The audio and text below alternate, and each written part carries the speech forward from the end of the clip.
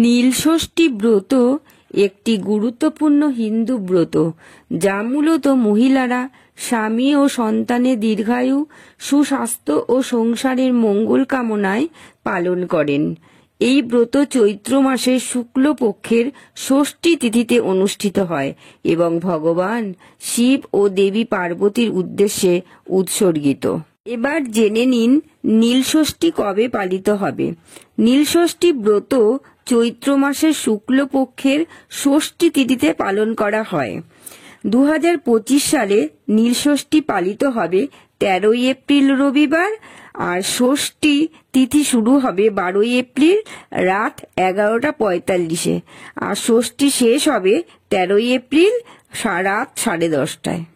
আপনারা যদি নীলষষ্ঠীর ব্রত নিখুঁতভাবে পালন করতে চান তাহলে ভিডিওটি স্কিপ না করে পুরোটাই দেখতে থাকুন এবং ভিডিওটা দেখে সমৃদ্ধ হলে মহাদেবের নামে অবশ্যই একটা লাইক করে দিয়ে যাবেন। এবার শুনুন ব্রত পালনের নিয়ম। ব্রতের মূল পুজোর সময় সকাল থেকে সন্ধ্যার মধ্যে যে কোনো সময়, তবে সাধারণত দুপুর ও সন্ধ্যের মধ্যে ব্রত পালন করতে হয়। নীলষষ্ঠী ব্রতর দিন যাতে পুজোয় কোনো বাধা না আসে তার জন্য আগের দিন কিছু প্রস্তুতি নিতে হয়। ব্রতের আগের দিন রাতে শুধুমাত্র নিরামিষ খাবার খেতে হয়। পুজোর জন্য প্রয়োজনীয় উপকরণ সংগ্রহ করতে হয়।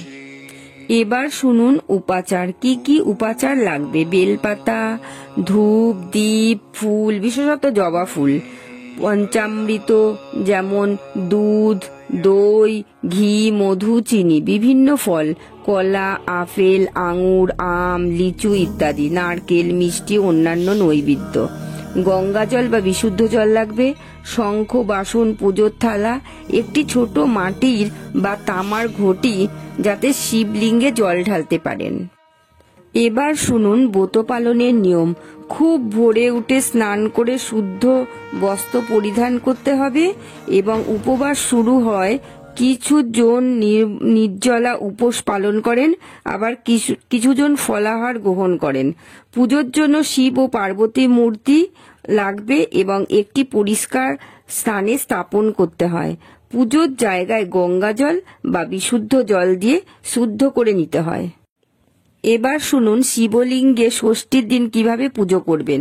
শিবলিঙ্গে বা শিব মূর্তিতে গঙ্গা জল ও পঞ্চামৃত দিয়ে স্নান করাবেন। মন্ত্র উচ্চারণ করে বেলপাতা, চন্দন, ধূপ, দীপ, ফুল, ফল, নৈবেদ্য নিবেদন করবেন এবং শিবের পঞ্চাক্ষর উচ্চারণ যেমন ওং নমঃ শিবায় ও দেবী পার্বতীর বন্দনা পাঠ করবেন। শঙ্খ বাজিয়ে শিব ও পার্বতীর আরতি করতে হয়। নীলের ঘরে দিয়ে বাতি, জল খাও গো পুত্রবতী, এই প্রবাদ অনুযায়ী শিবের সামনে ঘি বা তেল দিয়ে বাতি জ্বালাতে হয়। শিবের অঞ্জলি দিতে হয় এবং মাটির পাত্র বা তামার পাত্রে জল ভরে শিবের মাথায় জল ঢালতে হয়। এবার শুনুন উপবাস ভঙ্গের নিয়ম। সন্ধেবেলায় শিবের মাথায় জল ঢেলে উপবাস ভঙ্গ করবেন এবং প্রসাদ গ্রহণ করবেন। নীলষষ্ঠী ব্রতের একটি কাহিনী আছে, আমি এখানে ছোট করে বলে দিচ্ছি। যদি আপনাদের বড় করে জানতে ইচ্ছা করে তাহলে আমার একটা ভিডিও আছে, ওখানে ডিটেলসে আছে। আমি ডেসক্রিপশন বক্সে লিংক দিয়ে দেবো, আপনারা ওখান থেকে দেখে নেবেন। পুরাণ অনুসারে দেবতা ও অসুররা যখন সমুদ্র মন্থন করেন তখন বিভিন্ন মূল্যবান বস্তু ও রত্নের সঙ্গে হলাহল মহাবিষ বের হয়।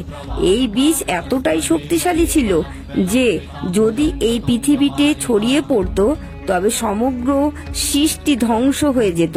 তখন ভগবান শিব বিশ্বের রক্ষার জন্য হলাহল বিষ পান করেন। বিষের প্রভাবে তার গলা নীল বর্ণ ধারণ করেন এবং সেই থেকে তিনি নীলকণ্ঠ নামে পরিচিত হন। দেবী পার্বতী শিবের গলায় হাত দিয়ে বিষটিকে নিচে নামাতে দেননি যাতে শিবের শরীরে বিষ প্রবেশ না করে। এই কাহিনী স্মরণে নীলষষ্ঠী ব্রত পালন করা হয় যাতে শিবের আশীর্বাদে সংসারে সুখ শান্তি বজায় থাকে এবং সন্তানরা সুস্থ থাকে। আমার ভিডিওটি দেখে যদি আপনারা উপকৃত হয়ে থাকেন তাহলে কমেন্ট বক্সে আপনারা ওং নমঃ শিবায় লিখে দিয়ে যাবেন।